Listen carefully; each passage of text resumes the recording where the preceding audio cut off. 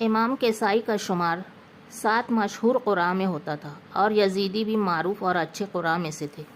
یہ دونوں خلیفہ ہارون رشید کے زمانہ حکومت میں بغداد کی ایک ہی مسجد میں لوگوں کو قرآن کی تعلیم دیا کرتے تھے۔ امام کسائی ہارون رشید کے صاحبزادے امین کی تربیت و تادیب پر مامور تھے اور یزیدی مامون کو ادب سکھلاتے تھے۔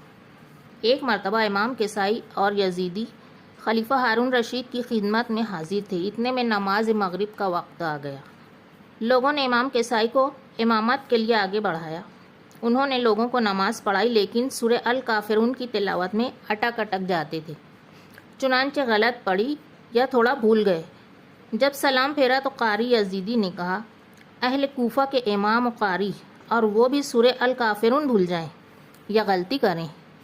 جب عشاء کی نماز کا وقت آیا تو یزیدی نے لوگوں کو نماز پڑھائی، لیکن ان پر قرات مشکل ہو گئی اور سورہ الفاتحہ ہی کی تلاوت میں غلطی کی اور وہ بھی بھول گئے۔